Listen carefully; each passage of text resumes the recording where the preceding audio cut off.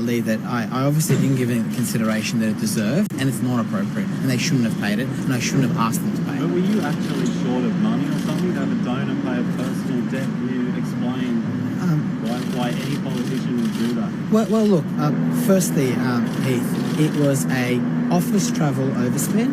I should have paid it myself. I didn't. I regret that, and I'm not here to kind of justify or make excuses for it. I'm here to say, fess up and say, you know, I was in the wrong. I should have paid it myself. I didn't. Obviously, I incredibly kind of regret that. But more importantly, you know, I mean, look, you have to ask yourself, for me, what is the lesson for me from all of this? And for those who know me, and some of you know me very well, some of you, you know, don't know me all that well at all, I know that I'm someone who's probably got a bias towards action, and I'm kind of a fairly driven 100 miles an hour type of person. I think the lesson for me out of all this is to learn that perhaps reflect more, and look, it's been it's been a learning experience. But were you short of money at the time? Look, again, I'm not here to justify. I should have made the payment myself. I didn't. I'm in the wrong, and I'm apologising. Sorry. We'll get to. You're saying you just did this at the spur of the moment. You just acted and went for it. That sort of insinuates that this is something that you would do all the time or have done before. Well, no. You rule out that you've done this. You've asked a donor to pay a person. Yes, I can rule out that any matter of that kind is always on my pecuniary interest register. And let's be clear, right? What I made here was an error of judgment, right? Because I should not have asked them to make that payment. Now, Christopher Pyne and others and those in the media have been asking this question about, was it technically within the rules or not? I take no solace in the fact that it was technically within the rules, and it was. I should never have asked them to do that.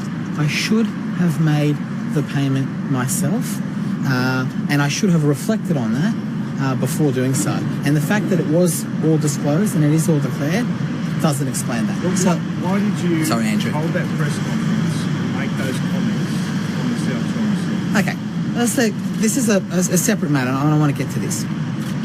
I support the Labor Party position on the South China Sea. I support the Labor Party position. I support an international rules-based system with international norms where the rule of law is applied. Now, that has been my position. That remains my position.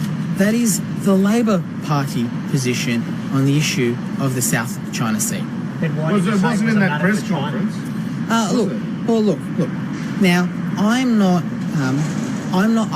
while I can't be held directly to words that were held at a press conference that I don't have a transcription of in front of me. Let me be clear.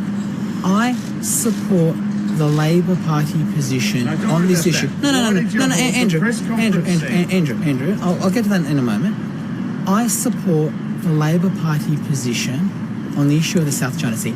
And if there is an instance in which I have misspoken or been misquoted, then that is wrong. So, Senator, can you just confirm for accuracy, did you actually say the South China Sea is China's own affair on this issue, Australia should remain neutral and respect China's decision? Did you actually say that?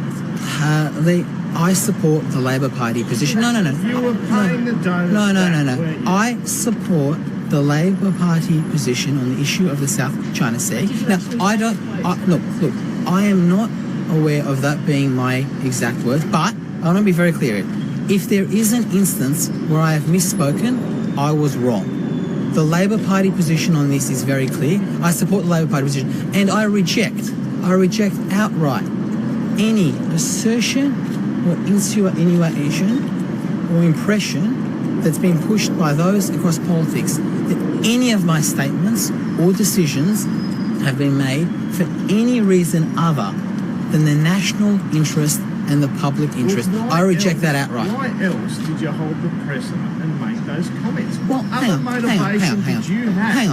make those comments? There are, during federal election campaigns, there are quite often press conferences that are held with different community groups, and especially groups from non-English-speaking backgrounds, where community leaders participate in those press conferences. Now, let's be clear. Right? I support the Labor Party position on the South China Sea. But So you're why did you saying make back those the statements at donors, the press Sam, conference? weren't you? Sorry. Why did you make those statements then at the press conference that seem to contradict the Labor Party stance? Well, look, firstly, if I have misspoken on this issue in the past, in this instance, Did you misspeak? then, or then, did I, you not? then I would have been wrong. Right? I support the Labor Party position on the issue of the South China Sea. So you just tripped over the words, did you? Because it's completely contrary to your party's policy. It wasn't I mean, look, a lapse of words. So I can't be any clearer. I support the Labor Party policy and the Labor Party position on the issue of the South China Sea. So you just weren't thinking straight. You just sort of tripped over the words and, there you are. And it's just what the donors wanted, you know. Well, Andrew, look, I support the Labor Party position on the issue of the South China Sea. And look, I'm being very... I just want to... Look, I made a mistake. It's cash for comment, isn't it? I reject it. I'll get to you in a second, Andrew. I made a mistake. I asked a private company to settle a $1,670 office overspend that I should have paid for myself. I accept that and I take responsibility for that. I completely reject an assertion or implication that that in any way, shape or form, any of my comments or decisions have been influenced by anything other than the national interest. Did they ask for anything in return? No. And let's be clear, right? No one has ever asked for anything in return, or nor would I have done anything in return. And I've been very clear about this, right? While all these matters have all been clearly outlined on my pecuniary interest register, which is an open book, which I'm sure most of you and everyone's kind of been through and asked me kind of questions about. There is a higher test, which is does it pass community standards? And in the instance, quite clearly, of this $1,670 payment, I should have made that payment myself. I regret that. I'm sorry. And Bill Shorten has counselled me very, very strongly Is about it more than a coincidence?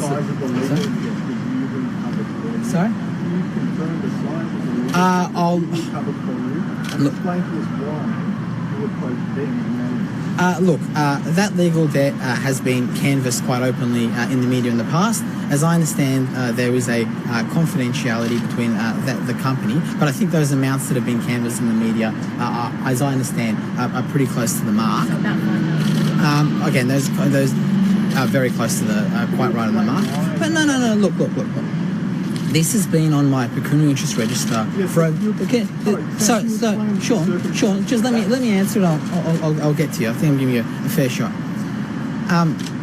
This is a matter that's been on my pecuniary interest register for over, I believe, 2 years now. It is not uncommon for parliamentarians who have legal bills supported by outside sources. I note that Bob Brown himself had legal bills supported by outside sources.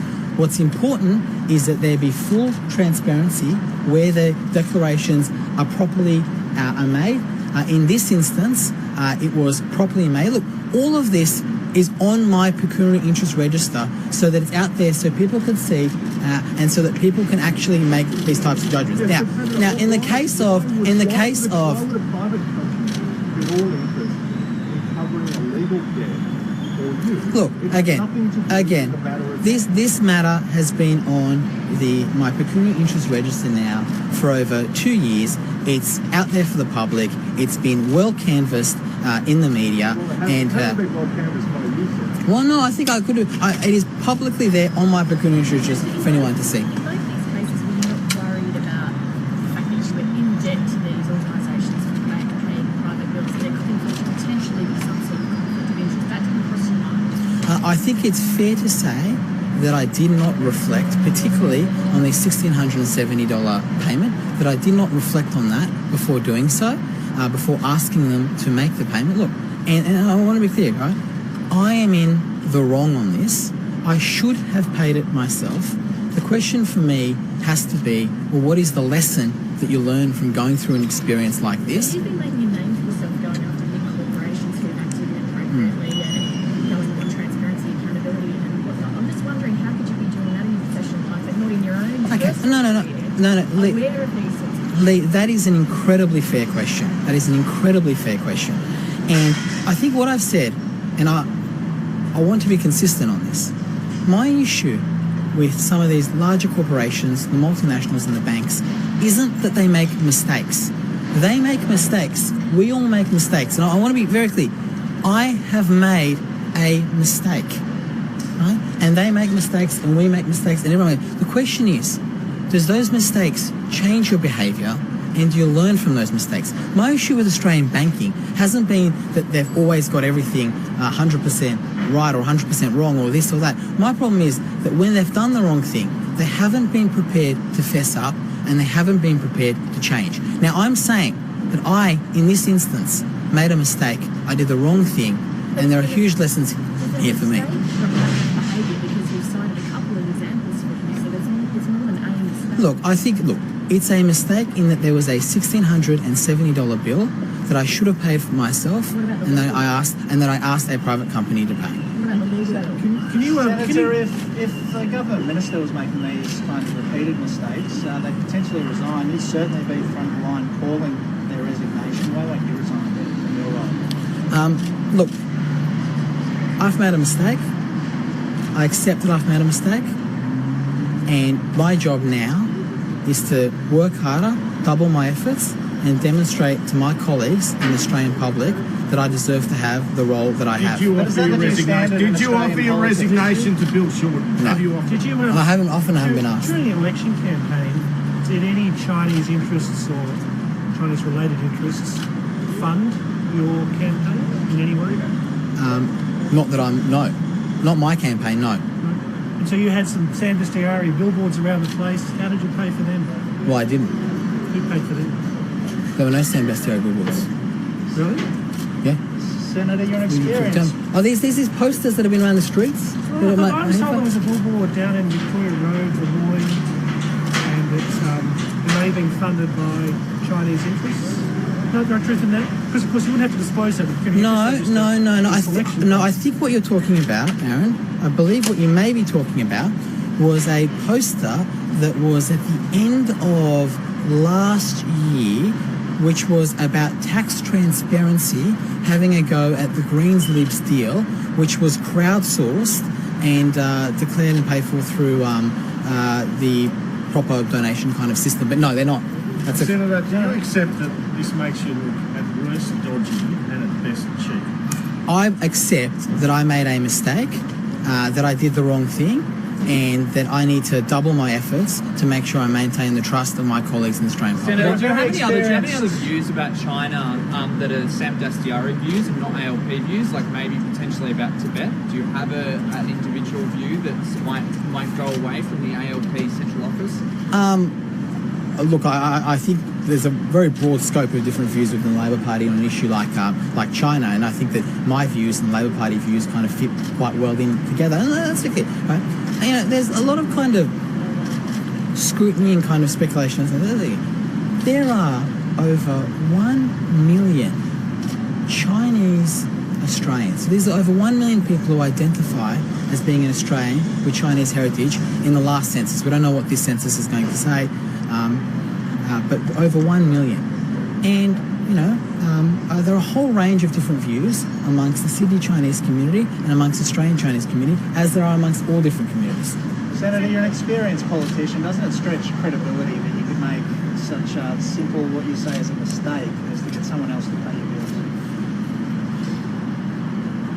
Sorry, can you answer that? I didn't quite catch the question. Well, with your experience in politics, doesn't it stretch credibility that you could say you make such a mistake that you would allow someone else to pay your debts? Well, yeah, I assume you meant the experience as a compliment. I note that I'm 33, but look, all I can say is the truth, and all I can say is that I made a mistake, and all I can do when you've made a mistake is to learn from that mistake. And the lesson here, and the lesson for me in all of this has to be, how do you maintain your passion, your energy, excitement, all those things, but at the same time, perhaps slow down, reflect more, and that's the lesson for me out of all this. And I've got to say, Bill Shorten couldn't have been kind of stronger on this. Bill spoke to me quite forcefully. Bill counselled me quite strongly. I think Bill was frankly quite disappointed. He believed that I had made a mistake, which I did. He believed that I needed to not only immediately repay it, but certainly to apologise. I have a responsibility to make sure that I can show my team that their trust and support of me is warranted. Are there other bills Do you and debts support a being ban paid? on foreign donations? Sorry, Heath, so just ask that question Do you again. support a ban on foreign donations? Because that would be a complete 180 to what you've been doing in the past. I think certainly having this debate now about banning foreign donations, where you look at where the community has moved to, is the right debate to have. And frankly, we should be banning foreign donations. I support the Labor Party policy on this issue, and certainly having seen the past week and the media and the criticisms and everything in the past week, it is important to make sure community expectations and community standards have been kind of maintained. And I think banning foreign donations goes an important step in restoring the trust and confidence in our political system. As does frankly, people being prepared, as I'm being prepared here, to admit when they've made mistakes and to admit when they're wrong. Was it more than a coincidence that 10 days after declaring this payment, you used the Senate estimates hearing to grill the head of DFAT about the South China Sea dispute? If you go through my Senate questions, as I sit in this Foreign Affairs, Defence and Trade Committee, you will find a whole host of questions around a whole host of different countries, around a whole host of different matters. And I reject the entire premise that there is any type of a link between the two. But certainly, it would be a job of an Australian senator sitting in Senate estimates in the Foreign Affairs and Defence Committee, of course, is going to be asking, amongst other questions regarding Australia's largest trading partner, as I did. There's been a lot of reports the last couple of weeks about Chinese influence in Australia, soft power, they call it. Yeah. Do you have any reflections on whether that's a good or a bad thing? What? Got to you. Well, Are you no. an agent of Chinese? I'm not even gonna. I'm gonna. That question is so offensive. I'm not even going to take the premise of the second point. But I believe, in fairness, that was more of a jibe than an actual question.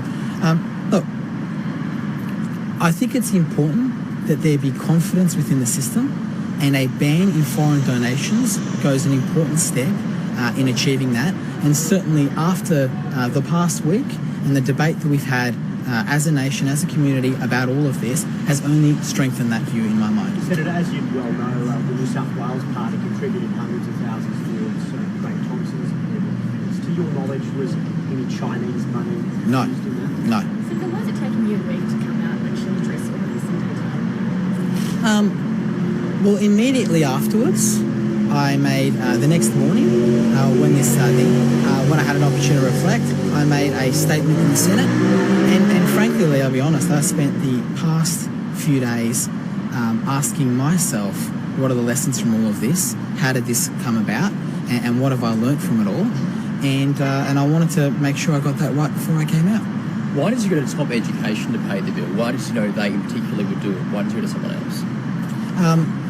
Look, Top Education are a Sydney firm that I knew in Sydney, to the Sydney Chinese community. And frankly, it would have been inappropriate whoever I had have asked. It would have been inappropriate if I've asked them to pay, or the Labor Party, or a trade union, or whoever. The issue here wasn't, the appropriateness wasn't the company. The inappropriateness was that I should have made that payment myself, and frankly, I just couldn't be thinking. So look, I might... Top Education was hoping to gain by paying that debt for you?